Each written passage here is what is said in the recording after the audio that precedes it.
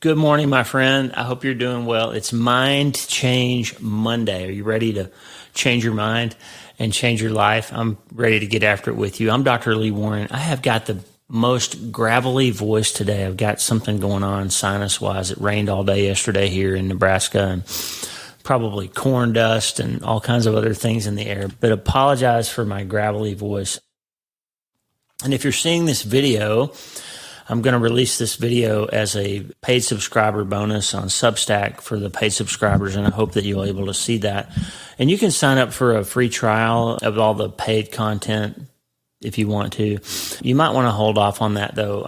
As you've heard me say in the last few days, there's been a lot of technical issues, and I realized that Substack was having a distribution problem that they can't even diagnose or are not even aware of what happened. But I switched to another podcast host. First episode went up on Saturday on the 9th of September and immediately fixed a month's worth of trouble. And we've had just an enormous number of downloads in the last 2 days because finally everybody's able to get all that work that I did between August 13th and September 10th or 9th. When I switched. And so I'm grateful. Many of you, dozens of you wrote in and said, hey, I'm able to hear it now. It's on Apple. It's on Amazon. It's on Podbean. It's on Substack or wherever, or not Substack, but it's on Spotify or wherever you listen to podcasts. And it's showing up now in places it's never even been. Deezer and Stitcher and listening notes. So if you're out there and you're hearing it on one of those other platforms, I'm so grateful to have you with us. I should, by way of introduction, if you're new here, I'm Dr. Lee Warren, and this is Self-Brain Surgery. The podcast is all about changing your mind and changing your life and understanding how you're wired, understanding how your mind and brain interface with one another, and in the Christian context, understand how your spirit is involved in that. And if you can get all that, then you have an opportunity to move along the spectrum of hopefulness and happiness towards a really meaningful, purposeful, I would say happier place in your life. No matter what happens, and you're going to have some massive things. There's trauma and there's tragedy and there's massive things, but there's also just a lot of daily annoyances and difficulties that we face. And so learning how to be resilient and handle those bumps and trials gives us an ability to become more and more untouchable in our emotional state and have a life that's more solid. So we're not constantly tossed about by the storms of life, because the storms are going to come, right? They're out there and they're coming. Hey, if you missed the 1 hour live event with me and Max Lucado last Thursday, Baker Bookhouse has posted that on their YouTube channel in its entirety. So you can go to Baker Bookhouse on YouTube and you can find the link to that episode. I'm going to download it myself and make a whole bunch of social posts on it, and I'll put it up on my site as soon as they send me the permission to do that. And they're going to. It's just going to take a little bit of time. So it'll eventually show up on drleewarren.com, wleewarrenmd.com, all my websites, and I'll start posting it on Instagram and Twitter and all that too. But if you want to go ahead and watch it, if you missed it, go to bakerbookhouse.com. I did put a link to that in my newsletter yesterday. If you're not getting my newsletter, go to drleewarren.substack.com, drleewarren.substack.com, and you can sign up for the newsletter. And that will be we're going to move to a different email hosting platform. I learned my lesson with Substack. They have integrated a lot of great things. And my show and my letters and my subscribers have grown a lot because of Substack, and I'm really grateful. But at the end of the day, I think when you try to do a dozen things, you don't do all of them as well as companies that just do one thing. And so I went to Substack because it was so convenient and it saved me a lot of workflow and time. It put podcasting and writing and social media and all that stuff in one place. But when there's a problem, when something breaks, they don't have the bench of tech support to solve the problem, and they couldn't solve my problem. And so I had to move, and it's going to be okay. So anyway, stay tuned you shouldn't notice it really on the email side. It should be really seamless, but the new email company that I'm going to use is called MailerLite, and they have some options that Substack doesn't have. For example, if you are a free subscriber, then you can go through and check the kinds of things that you want to hear from me about. Do you want to be notified when there's a new podcast or not? Or do you just want the weekly newsletter? Do you want the previews of paid content or not? And on the paid side, do you want everything that I send out, or do you just want the paid subscriber only stuff? Like, you'll be able to segment those lists so that you can have a little bit more control over what you get from me, and it won't be too much email and all that. I think there's going to be some other really cool things about switching too, but it's going to take some time. And I started all this by saying you might want to wait on the paid subscriber. If you're not a paid subscriber yet, that is going to have to change at some point. When I make this switch, there's going to come a point in the next few weeks at some point where I'm going to reach out to the paid subscribers and say, hey, we need to move you to a new system. And that's going to require you to, I'll cancel the Substack account for you, but you'll have to set up a new one. So if you want to continue to be a supporter, and that's really important, I want to make sure that if you're getting good value out of being a paid subscriber, that you move to the new system so we don't lose you. And so I'll make it crystal clear. You'll hear from me about that, exactly what to do. So if you don't want to go through the hassle of signing up now and then having to move it in a week or two, then just wait and it'll be okay. So anyway, long preamble to say this. I have no idea all the things we're going to talk about today. I've got a bunch of stuff bouncing around in my head. And yesterday we had a new sort of massive thing happen in our family that I'll share with you in a few days. It's not time to talk about that yet, but we'll have a conversation about it later this week, and it'll be a good thing to talk about together, but it's not time yet. Today is 9/11. It's September 11th. 22 years ago, the world changed dramatically. And I was just thinking this morning about the threads that run through our lives and the things that we find ourselves resonating around and reverberating around over the course of our life. And I bet there's some for you that keep recurring, and there's some things that kind of follow you throughout your whole life. It's your faith, it's your family, it's some event that occurred in the past. Sometimes it's trauma, and sometimes it's some devastating thing that happened in the past, a massive thing that you went through. But all of us have these threads, and 9/11 is one of those days that created a thread in my life, and really probably has to do with why I'm talking to you right now. Probably more than any other single event up until the time we lost our son. 9/11 was one of those times. And so I want to share with you just a few thoughts this morning about that and the thread it created for me and how it connected me to you and all of that. And I think it'll be helpful. And I just think there's some value in going back and looking retrospectively at your life and looking for these threads. I think it can be important. And so today I'm going to give you one of mine, and we'll just have a little conversation about that. It's Mind Change Monday. So there's always an opportunity to investigate. That's what we're talking about in September here.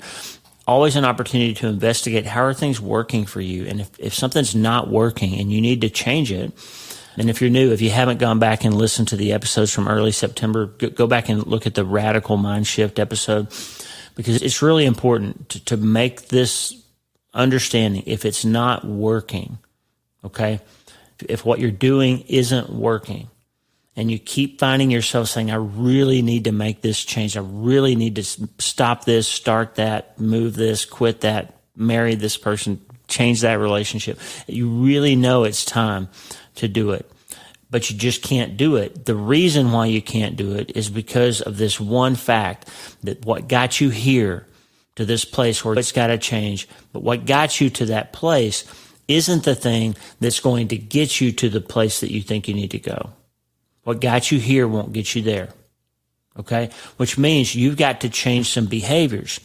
You got to change some thoughts. You got to change some synapses. You got to do some self-brain surgery if you want to make this change occur. And you can change your mind, and you can change your life, and you could have all of it. You can become healthier and feel better and be happier. But guess what? You got to start today. Hey, are you ready to change your life? If the answer is yes, there's only one rule. You have to change your mind first.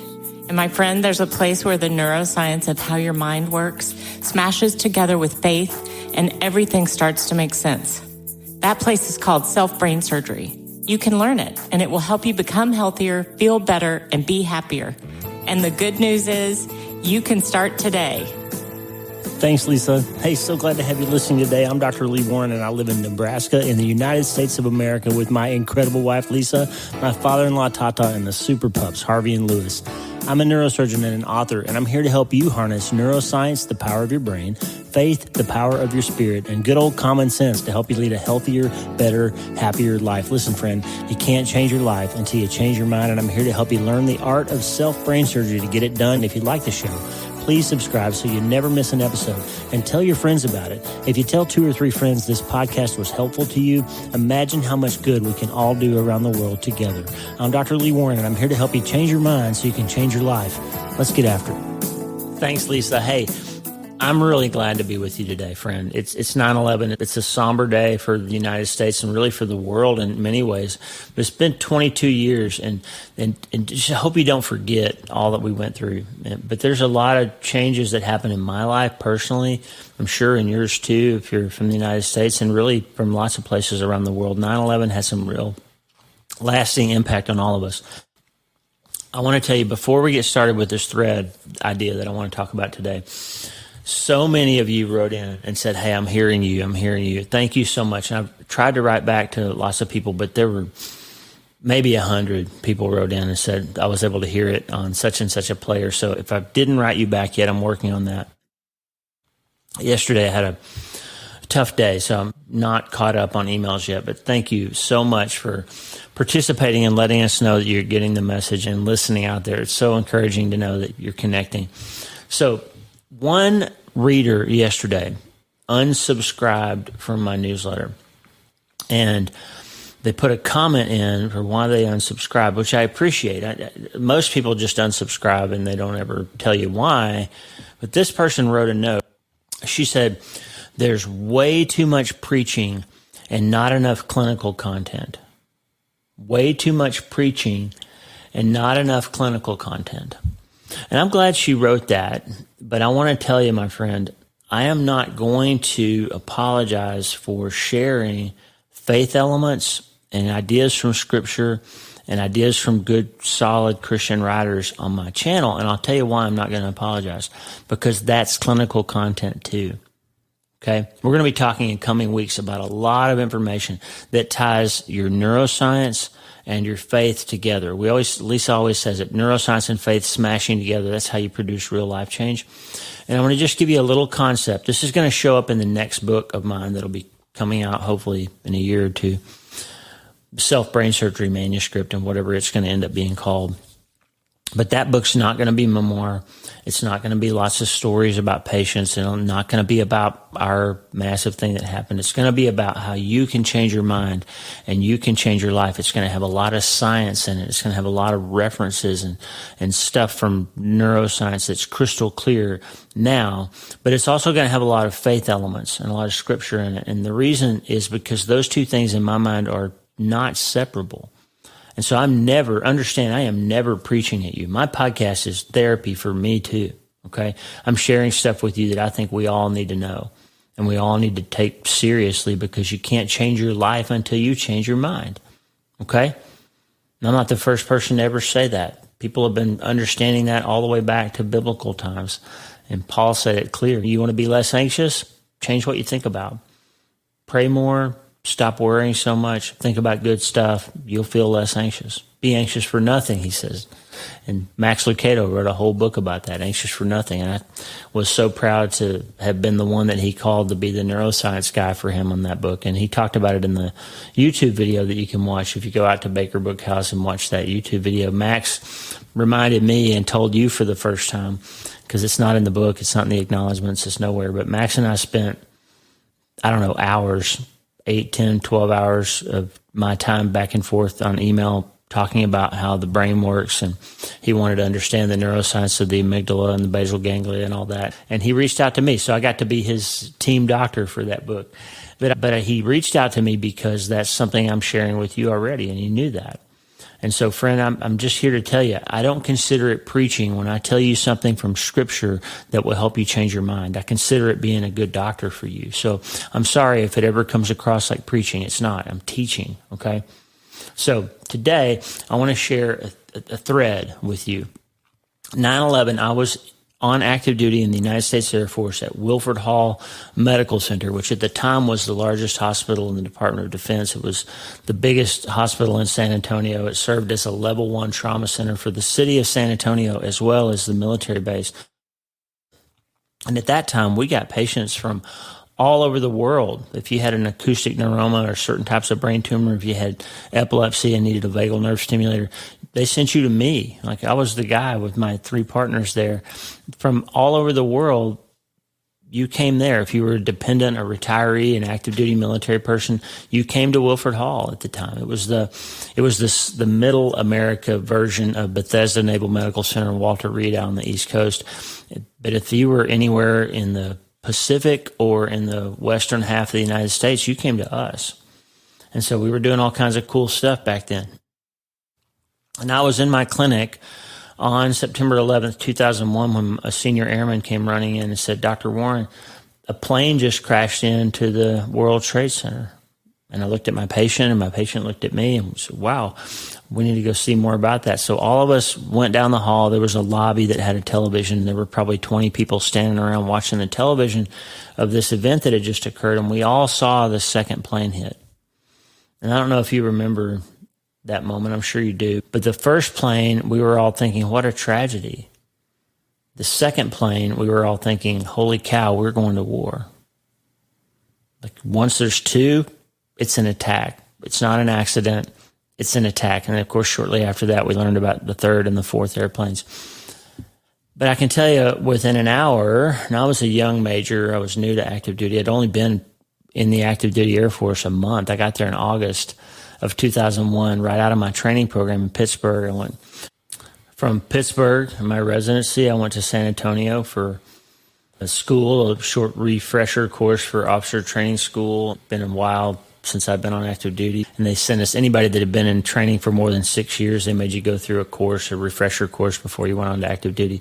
And so we did that, and then I went from there to San Antonio and became one of 3 neurosurgeons there. Eventually, there was 5 of us eventually. But for the first month, I got there, and the commander, a doctor named David Garrett, had been working by himself throughout the summer because me and Dr. Michael Leonard, who ended up being my partner, were coming into the Air Force, and Garrett was the one who was already there, the colonel. And so he went on vacation the day I got there. My first day of active duty, I was no longer a resident, so it was the first day I was attending neurosurgeon. I was in a 1,200-bed worldwide referral center, level 1 trauma center, and my boss went on vacation, and I was the only neurosurgeon working in that hospital the first day of my professional career, which was pretty intimidating. So I got there in early August. The day I got there, Garrett handed me the beeper and said, "I'll see you in 2 weeks," and he left. And 5 minutes after that, I got my first page, and my very first page as an attending neurosurgeon was about a 3-year-old baby who was in the emergency department with a blown pupil and had a brain tumor. So my first operation out of training was by myself, where I had no other surgeon around to help me. And I immediately got on the phone and called Dr. John Maceros, who was a pediatric neurosurgeon that had trained me in Pittsburgh. And I told John what was going on. And I took some pictures with my cell phone of the scan. That was in the days before we could electronically transmit images. So I sent him the pictures and told him my plan, and he said, "That's a solid plan. You can do this. I've seen you do this." And I took that tumor out of that baby, and the baby did fine. I saved the baby's life, and that was my very first case as an attending neurosurgeon. That's pretty cool. Pretty terrifying too, by the way. But so a few days later, a couple weeks later, it's September 11th, and I'm in the clinic, and we're watching this happen, and Garrett's out of town again, and I'm there by myself. So I'm the acting commander of neurosurgery, as it were, which was not that big of an honor because at the time I was the only neurosurgeon in the building, so I was the commander of me. And so the commander of the hospital called all of the flight commanders, which included me that day because I was working, down to his office. And Chuck Harden was his name. He was the squadron commander for the surgical squadron. And he said, "Well, by now you all know that we're going to war, and within a week or so, I'm sure that some of you are going to be deployed, and we're going to be off trying to kill the people that just did this. And so you guys better get ready. You better all kind of pack and be ready because some of you are going to get deployed." Well, I didn't know it, but it was going to be 3 years later before I actually had to go to war. In that time, I was briefly deployed to Biloxi Air Force Base in Mississippi, and then I was briefly deployed to Landstuhl Regional Medical Center in Germany and did some work there that I've shared with you at different times in the past probably. But then in December of 2004, I actually got deployed to the Iraq War. And it was in the Iraq War that I really learned how to be a trauma surgeon. I learned a lot about trauma in Pittsburgh. Of course, I'd done a lot of trauma surgery in Pittsburgh and in San Antonio, but nobody prepares you for being a combat surgeon in a war environment where you're in a tent hospital and you don't have enough resources and you don't have enough blood. And literally my colleagues would go down the hall and donate their own blood. If we had a mass casualty and the hospital ran out of blood product and the patient needed O positive blood, they would announce overhead, hey, we need O positive blood. And people would roll up their shirt sleeves and donate their blood to give to the patients. And sometimes they were giving blood to the terrorist who had set the bomb off and blew himself up, and our soldiers were giving their own blood to save the life. If that's not a Christian metaphor, I don't know what is. So again, I'm not preaching to you. I'm just telling you stories. But that experience of me doing 200 brain surgeries in a tent hospital and seeing all that carnage and all the stress, that goes back to 9/11, right? I wouldn't have been there without 9/11 happening. So the thread of my life being an active duty military member on a military base at 9/11, that was a dramatic experience. And then 3 years later, get deployed to the war. That's the result of that event that happened on 9/11. And then I'm there, and I'm doing all that stuff, and I come home, and I went through a lot of life change. I mean, I was traumatized, and I had a rough marriage. I've been very transparent with you. My first marriage was tough and ended in divorce shortly after I got home from the Iraq War. That's a long story. I told some of it in my first book. But so I go through a divorce. I moved from San Antonio to Montgomery, Alabama, because that's where my children were. After my divorce, they moved with their mom to Alabama, where she had family. And so I decided I'm going there to be close to where my kids are, and took a job there. And I'm working in Montgomery, and eventually time goes by and I get married again. I meet Lisa, and my life starts to come together again. I'm building relationships, and my family's coming back together, and we blend our families, and God's been faithful, and all this good stuff is happening. And we moved from Montgomery to Auburn and started practice there, and just had a great life happening. And then 2010, I went crazy. I had a out of nowhere blow up of what I know now to have been post-traumatic stress syndrome, or post-traumatic stress disorder, if you want to call it that. And so I had an encounter with all of this stuff I brought home from the war that goes all the way back to 9/11 and goes through San Antonio and goes through Germany and goes through Iraq and goes through Alabama. And the thread then in 2010, I had this significant flare-up of significant emotional distress that really was the result of the fact that I came home from the war and was going through immense personal change and stress. And I just put all that stuff in the trunk and didn't deal with it. Didn't talk about it. Didn't unpack it in a physical or a mental way, and just stuffed it in there because I had too much else going on. I had a divorce. I had to fight for my kids. I had to move to another city. I had to start a practice. I had to become a civilian after all those years in the military. I started dating Lisa. We ultimately got married. I went through all of that stuff, but I'd never dealt with the trauma. Okay? If you've read my new book, Hope is the First Dose, you hear me tell a story about King David not dealing with his trauma of losing his son, and look how that worked out for him. It didn't work out very well, and in my life, it didn't work out well either. That PTSD came roaring out and created some real issues for me for a while, and ultimately, though, that led to me writing. David Estep, a friend of mine who was a psychiatrist at the hospital there in Alabama, echoed what Lisa had told me, which is you need to write, you need to unpack, you need to journal, you need to open that trunk and get all that stuff out, you need to talk about it. And ultimately that led to me writing. And finally, ultimately, I wrote a book called Out, A Brain Surgeon Goes to War. And that was a self-published book that I wrote and put all kinds of pictures and emails that I'd sent home, and basically just wrote a little memoir of what my war experience was like as a means of therapy to help me deal with my massive thing of PTSD. And it worked. It really helped me. And it's a long story that I've told elsewhere. I've told the whole story and I've seen the interview. But long story short, I was dealing with this clinical problem of wondering why I would see a brain scan and I would know what was going to happen. I would see the end of that patient. It was a glioblastoma. I could forecast exactly what was going to happen. And I had all these conundrums as a man of faith of why I was so sure I knew what was going to happen that I didn't even pray about it sometimes. And how can I help my patient maintain hope? Because I knew how important that was, even when the medical situation is hopeless. And that led to the writing of my second book. But in the meantime, I wrote to Philip Yancey, who'd been instrumental to me in helping me work through some spiritual problems when I was raised in a church that didn't provide a lot of real-world answers to when things hurt. If your life wasn't going well, your theology didn't help you much. It condemned you, but it didn't really help you, comfort you. And so I crashed into this difficulty with my marriage and residency and all the things I was going through, and my faith wasn't helping me.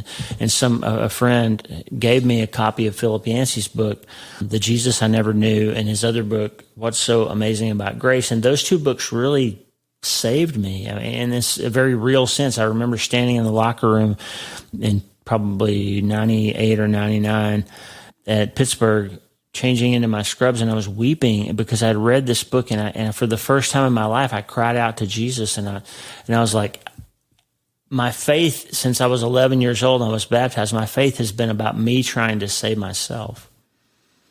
And what I know now, what I knew then in that locker room was, I can't save myself, and you got to do it, Jesus. You got to help me.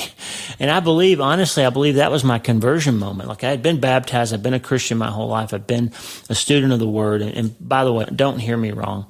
I am incredibly grateful for my family, my mom and my dad teaching me to find the answers in the Word, to look to the Word, to find the answers. The church that I was raised in was very good about learning and memorizing Scripture. I have incredible memories of being taught memory verses and learning the books of the Bible and all that stuff and all those Bible stories, and they became part of the prehab that really helped me. But the theology was off just a little bit, at least in terms of the theology that I absorbed. I don't really think my parents ever thought about it the way that I did. I think I got it from youth ministers and some people in the church who were influential to me. And I think I took a lesson that my parents never intended me to take. And I don't think they ever felt the way that I did. But I really had this deep sense that I was one mistake away from burning in hell forever. And you can't grow in your spiritual walk if you're constantly worried about being lost and saved and lost and saved. And did I forget to repent for this? And you can't grow if you're constantly in that grist mill of trying to pay for your own sins. And that's why Jesus comes along and says, my yoke is easy. I wasn't carrying an easy yoke for all those years. And I know I'm rambling here, but there's a point, and I'm about to get to it. I found Philip Yancey, and for the first time, I recognized a Jesus that I did not know. The Jesus I never knew exactly was right for me. He wasn't waiting out there to smite me. He was waiting out there to let me accept his gift of his blood and sacrifice so that I could finally understand that what God said in Isaiah, settle this. Come now, let us settle the matter. Though your sins were as scarlet, I have washed them white as snow. That's what God says. He doesn't say, hey, you better make sure that you account for every mistake and every sin. You better make sure you get them all squared away or I'm going to cook you. That's the God I thought I grew up with. I don't think it's the God my parents intended for me to grow up with, but I think it was an uncle or a youth minister. Somewhere along the way, I developed this flawed theology that it was all about performance. And the fact is, Jesus says, quit trying. The Bible says, cease striving and know that I am God. Be still and know that I am God. And he's saying, hey, life is going to mess you up and I'm going to help you. Trust me. Hang in there. I came that you can have an abundant life, and abundance is not found in legalism. Abundance is not found in trying to make sure you account for every mistake and earn your way to heaven. You can't find abundance there. So I'm in the locker room. I'm reading Philip Yancey. I'm having a conversion experience. That leads me to San Antonio. My theology is getting better, but my marriage is getting worse. I get to Iraq. I go through all this. Years later, I'm finally in a happy place with my family. I'm married to Lisa now. I'm better, and I have this PTSD encounter. I go a little bit crazy. I journal and work my way through that and begin writing, and I write what ultimately becomes Called Out, this self-published book, right?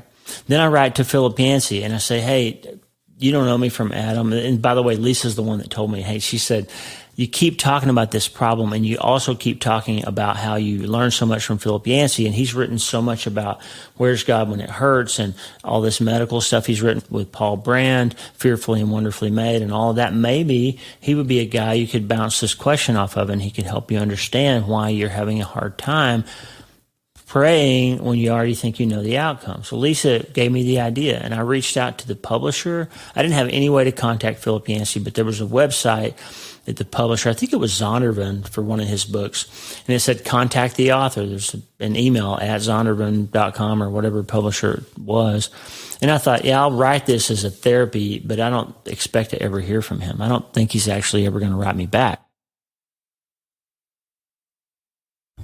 Lo and behold, sometime in 2010 or so, he did write me back. And Philip Yancey and I exchanged a series of emails about this problem that began to crystallize my thinking that ultimately would lead me to write I've Seen the Interview and work my way out of that problem. But in the meantime, I began to read Philip Yancey's blog and follow him, and we were emailing back and forth. And he posted a post on his blog one time about the Iraq War and some of his thoughts on it. And some of his thoughts were different than my thoughts on it, having been there. And I wrote him another email. And I said, hey, I don't want to argue with you, or I'm going to have a political discussion with you, but if you'd like to read an account of what it was like to be there, then I'll send you my book, this book that I published, self-published, and you can get my thoughts on it. And he wrote back and said, sure, I'd love to read it, send it to me. And I thought, well, that's the end of that story. I never thought we'd talk about it again. And I certainly wasn't looking for anything from him. I had no designs at the time to become a writer or do anything more than just have written that self-published book. And I was Lisa and I went to Boulder, Colorado on a business trip. This is, again, probably 2011 or so. I'm not exactly sure when. We were in Boulder, Colorado on a business trip, and I was standing in the spa lobby of the St. Julian Hotel. Okay, the lobby of the spa at the St. Julian Hotel in Boulder, Colorado. Lisa was getting a facial or something, and I was waiting on her. My phone rang, my cell phone, and I looked down. I didn't recognize the number. It was a Colorado number, and I answered it, and he said, is this Dr. Lee Warren? I said, yes, and he said, this is Philip Yancey. And I must have put my phone number in my email that I had sent him before, but it's the first time I'd ever heard his voice in a personal conversation. I heard him on video before, of course, but first time I'd ever heard his voice in real life. And I said, Philip Yancey, you mean the writer? And he said, yeah. He said, I got your book. I read it in 48 hours, and it's a remarkable story. And I was like, well, thank you very much, and I appreciate that. And he said, you gave me some new perspective on the war, and I really appreciate it. And he said, but I want to tell you, I think the book deserves a wider audience. And I was like, what does that mean? What do I do about that? And he said, well, I think it could achieve a wider audience if you were a better writer. Let me know the writing was like I wrote it for my mom and my friends, because that's what I did. It was basically a self-published collection of stories for family and friends to help them understand what I'd gone through as a means of therapy for myself. And so he wasn't being mean. He was just saying you didn't write it like it was for a stranger. You read it like there's a lot of inside baseball kind of stuff that people wouldn't resonate with if they didn't already know you. He said, so if you would like to write it in a better way or hire a ghostwriter or something like that, if you want to do that and make it a book that would be more acceptable to a wider audience, then if you do that and send it to me, and if it's good enough, I will introduce you to my agent, Kathy Helmers, and she can help you get a book deal. And so here I had Philip Yancey, who sold, 50 million books or something. He's the most influential person in my life, up there alongside Max Lucado. Helped me the most theologically. Here he's offering to help me get my book published if I can learn how to write it. And so I do that. I go try to hire ghostwriters, and then Lisa and I decided that we couldn't really stomach the idea of letting somebody else tell my story. And so ultimately, I did what I always do when I have a complex problem is I bought textbooks, I bought books on writing. I spent 2 years learning everything I could about writing, practicing, sending manuscripts to Christy Truitt and other people that are friends of ours. And Christy was so gracious and kind, and she would say, no, this is terrible. You can't. You really can't write. You got to keep practicing. So I did and worked and honed the craft and tried to become better, and ultimately wrote the book again and sent it to Philip. And lo and behold, he said, yeah, it's good enough. Let me introduce you to Kathy Helmers. And he did that. Kathy helped me kind of fine tune it. We hired an editor. We did all this stuff and got the manuscript as good as we thought it could be. And that she took to publishers, and in 2013 sold the book to Zondervan, and it took 14 days from the time we pitched it to the time they bought what ultimately became No Place to Hide. I'm holding it up to the camera now if you're watching the video. In my book, No Place to Hide, a brain surgeon's long journey home from the Iraq War, was the story of what happened in Iraq and beyond, and all the difficulties, thinking I was going crazy and all that stuff. And so that all happened, that long story, that long narrative arc that I just told you about, happened because of Philip Yancey, which happened because of PTSD, which happened because of the Iraq War, which happened because of 9/11. Okay, so I'm just thinking about that today. And then what happened after that? I kept working on that clinical problem, that issue of thinking I knew what was going to happen, and the real spiritual conundrum that I'd been dealing with even before I had PTSD, and ultimately copped out of concentrating on that and wrote No Place to Hide when I was really, I think, supposed to be, or at least thinking about writing what turned out to be I've Seen the End of You, my second book, Neurosurgeons Look at Faith, Doubt, and the Things We Think We Know, which came out in January of 2020 and went on to win the Christian Book Award for memoir and biography in 2021. And all of that happened because of this thread that goes all the way back to 9/11. Now look what else has happened. I've Seen the Interview has been translated into Italian, Ho vista la tua fine, which means I've Seen the Interview. It's been an inside joke to the Italians because that phrase, I've Seen the Interview, in Italian literally means I can see your bottom, like I can see your backside. And so the translator, Gabriella, who did a beautiful job with this book, by the way, she said, there's just no way to translate that without Italians thinking about somebody's rear end. But it just worked out that way. And so hopefully the metaphor works out. If you read it in Italian, or you're one of my Italian listeners, please know that the book is not about your backside. It's about the end of your life down the road. It's also been recently translated into German. I can't even pronounce the name in German, but it translates, according to my friend Hank Jan and my friend Hans, my two Dutch friends who speak German, it translates into decisions at the threshold of death, decisions on the brink of death. The neurosurgeon looks at hope and faith and doubt and all those things. So the book is out in German. It's coming out in Thai next year. That's really cool. It's amazing to me that I've had my book's now translated into 3 languages besides English, and Spanish isn't one of them. I would have always thought that Spanish would be the first one, and it's not. It's Italian, German, and Thai. If you are a Spanish speaker, or if you work for a publishing company in Mexico or someplace like that, if you would like to translate my books into Spanish, you would be the first one to do so. So I'm just inviting you to do that. So it's interesting how the word gets around the world in different ways, isn't it? I'm shocked still that it's not out in Spanish. Again, this thread of all these books and all these stuff going all over the world, even the podcast. So my newsletter and my podcast started in 2013 when Mitch died. And ultimately that had a lot to do, losing a son had a lot to do with me deciding to start writing on a weekly basis and a back and forth basis with people, and connecting with people other than in books.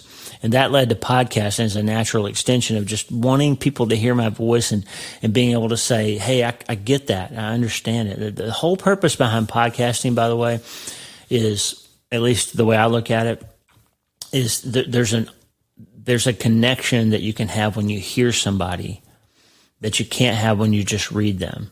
And I made a mistake, but it wasn't a mistake. I did not narrate No Place to Hide. I didn't do the audiobook. And the reason I didn't is because that was getting produced about 2 months after Mitch died. And Zondervan approached me and said, hey, do you want to read the book? Do you want to narrate it yourself? And honestly, I didn't have the emotional bandwidth to do it. I just couldn't do it. Every time I've tried to listen to the audiobook of No Place to Hide, I can't get through it. And Chip Arnold did a great job with the narration. I've heard from people all over the world. In fact, my relationship with Daniel Amen came about because his daughter or daughter-in-law, I think, gave him No Place to Hide on Audible for Father's Day.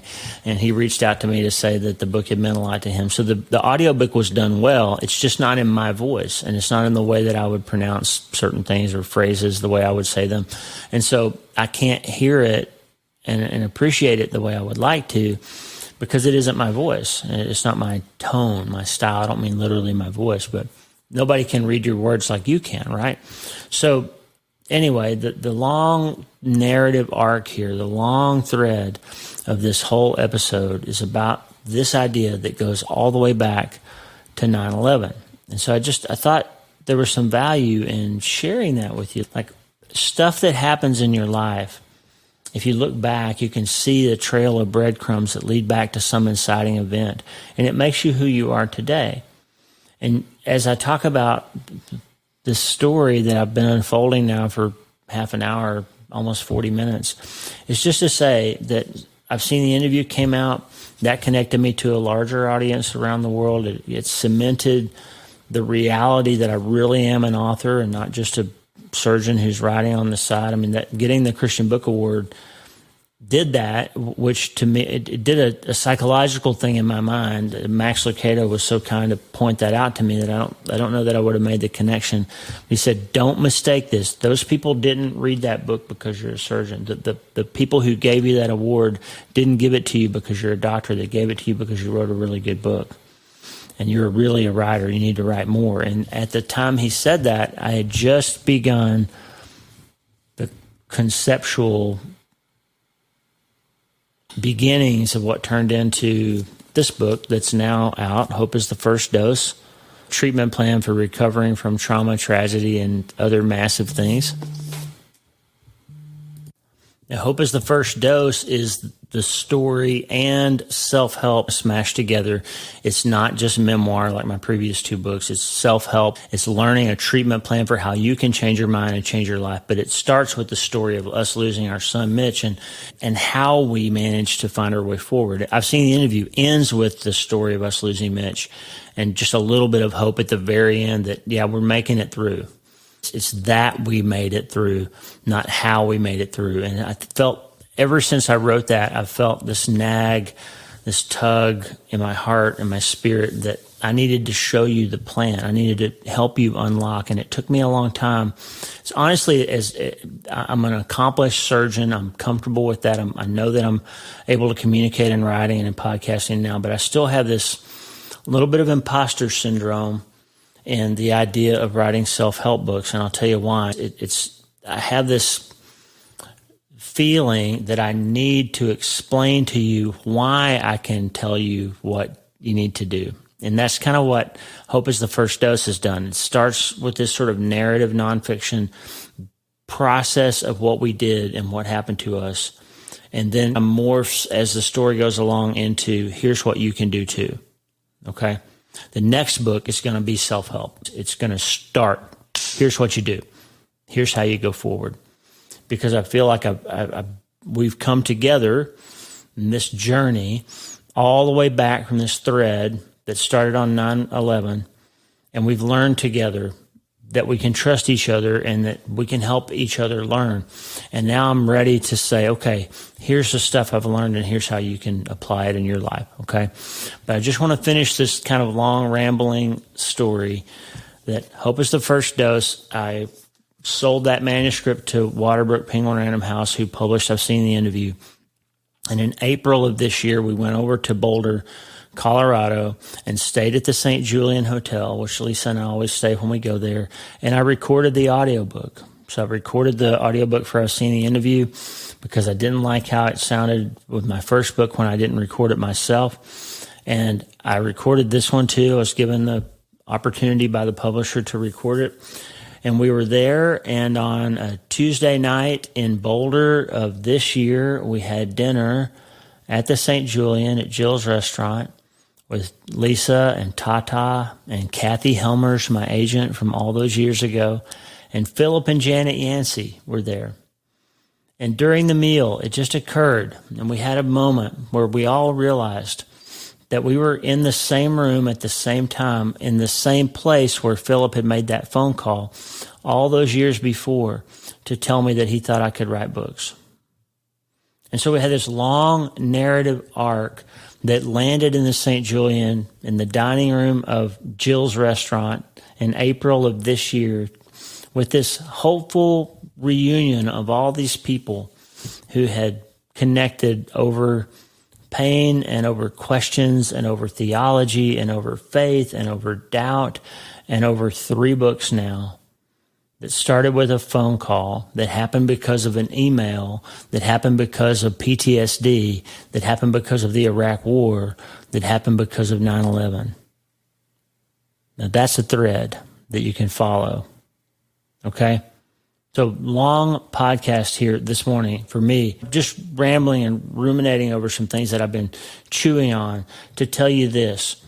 It's valuable to look back in your life and see the steps that you've taken, to see the places where God brought you through something, to see the places where you stepped off the path and how you found your way back. It's valuable to remember, to go back and say, God got me through that. I messed that up, and God helped me find my way back. And now I'm at this place, and I know here on September the 11th, friend, that it's a day of remembering. It's a day of knowing that planes crash into buildings and people do bad things, and life can change like that. And dramatic things can occur in your life. We're going to talk about one later in this week that's not as dramatic as 9/11, but it means a lot to me and Lisa and our family and Tata.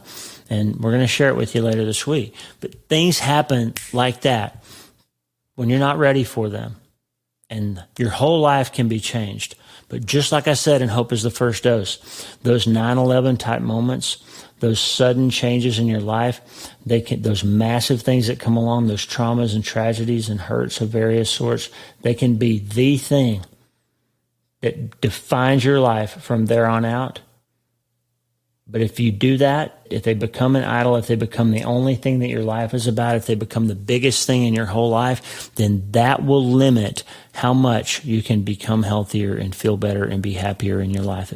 The more tightly coupled your circumstance is from your peace of mind, hope, happiness, all that stuff I put on those scales and Hope is the First Dose, those graphs, it will limit your ability to have emotional resilience and bandwidth. If it becomes the thing, it can't be just a thing in a life full of other things, some of which are really good and some of which aren't so good. I started this by telling you that somebody unsubscribed and they said there was too much preaching and not enough clinical content. And I'm telling you that the message, the faith part, is intimately tied and smashed together and unified with the clinical context. And I'll tell you why. If you strip away all the spiritual elements of learning how to get your mind under control and just take the metaphysical part of meditation, for example, then you can get what Dan Harris wrote about in 10% Happier, where he said, hey, when I'm feeling anxious, if I can just learn to put a little space in between what I think and what I do, between stimulus and response, between what life tells me I need to do and what I actually respond with, if I can just put a little gap in there, that's what meditation's about. The Eastern version of meditation is about quieting and about calming your thoughts and just stopping everything so that you can put a little space in your brain. And Dan Harris is right. You can become a little bit happier by doing that. You can become 10% happier, he says. And he thinks that's enough. It's not enough when you have a massive thing. It's not enough when you lose your son. It's not enough when your husband dies of glioblastoma. Yes, Angela, we're thinking about you today. It's not enough. 10% happier is not enough if you're infinitely sad, friend. It's not enough. So you can have 10% if you want. Or if you just focus on the neuroscience and you understand how your brain and your mind interact, the hardware and software, and you understand that you can actually change what happens in your soul, happens in your cells, as Susie Larson says, if you can understand that you can rewire parts of your brain and you can literally do self-brain surgery and you can change by changing how you think. You can change your neurotransmitters and your hormones and your DNA and your epigenetics and your neurobiology and even your offspring. If you can just get the neuroscience part of that down, then you can be more than 10% happier. You can become significantly more resilient and significantly better at managing your life. And you can become significantly more well-rounded and more balanced, and you can feel better significantly. So 10% by just learning that little space, the thought biopsy technique. And significant by really digging deep into interpersonal neurobiology and all these things that we've been talking about, limbic resonance and all these things that we're going to get into as season 9 starts to unfold soon. You can be significantly happier, okay? But I'm just here to tell you, as a friend and as somebody who's been walking this path for a long time now, that if you lose your child, or if your husband gets a glioblastoma, or as an email that I got yesterday, young, beautiful family, teenage daughters, and the husband decides he needs to go to Thailand and change his life and just leaves. And so you can be abandoned. You can be distraught. You can be financially imperiled. You can be ill. You can develop a chronic pain syndrome. And when you do those things, if those things happen to you, those massive things happen, I think that you will find there's a hollow spot if you don't add in the faith element. I think the faith element is what changes you from significantly better to almost infinitely better. And here's what I mean by that. I told you in the new book, Hope is the First Dose, that understanding that biblical promises really are true and that there's all kinds of stuff in the Bible that points to what we would later discover in neuroscience to also be true. And that if you understand that transforming your mind and beginning to test and to prove what is God's good, pleasing, and perfect will, Romans 12:2, that's how you can finally break free of this cycle of life beating you down and making pathways in your brain that are default negative and thinking that you just can't quite break through. And that's why what got you here on September 11th, 2023, to this place where you're saying, yeah, I need some of that. I need some of that hope. I need to flex that muscle of memory and movement. I need to move towards something better. But what got you here, friend, won't get you there. And I think the infinite part is the faith element. I'm not preaching. I'm just saying, as a bereaved father and as somebody who has walked with thousands of patients through their hardest times, and as somebody who's watched my dear wife and my dear children navigate losing son and brother, and my parents and Tata lose and Nanny lose grandchildren, I've seen so much loss and so much pain, and it's just not enough to make it really okay for you, to really find how to become healthier and feel better and be happier. It's not enough unless you have that faith piece in there too. So I'm not preaching. I'm just telling you what worked for us, that there really is a way that you can change your mind and change your life. And sometimes it takes a long narrative arc to find that hope that lands in that dining room where Philip Yancey and Tata and Kathy Helmers and Janet Yancey and Lisa and I are all sitting there together, connecting those dots of that long thread that started on 9/11 and ended with Hope is the First Dose, and it didn't end, but continues through Hope is the First Dose and beyond. That's how you find hope, okay? You change your brain and change your mind, and that'll change your life. And sometimes it takes years to see how all of that stuff led you to here. But what got you here won't get you there, my friend. To get there, you got to change your mind. You need a treatment plan. And hope is the first dose. And here on 9/11, I'm just here to remind you, my friend, that you can start today. Hey, thanks for listening. Please subscribe to the show so you automatically get every episode. And if you like the show, you'll love my weekly letter. Check out my writing at drleewarren.substack.com, drleewarren.substack.com. Get the free newsletter every week for my best prescriptions for becoming healthier, feeling better, and being happier through the power of faith and neuroscience smashing together via self-brain surgery. drleewarren.substack.com. And if you need prayer, go to the prayer wall at wleewarrenmd.com/prayer. The theme music for the show is Make Us One by Tommy Walker, graciously provided for free by the great folks over at TommyWalkerMinistries.org. Check it out and consider supporting them. TommyWalkerMinistries.org. Remember, you can't change your life until you change your mind. And the good news is you can start today. I'm Dr. Lee Warren. I'll talk to you soon. God bless you, friend. Have a great day.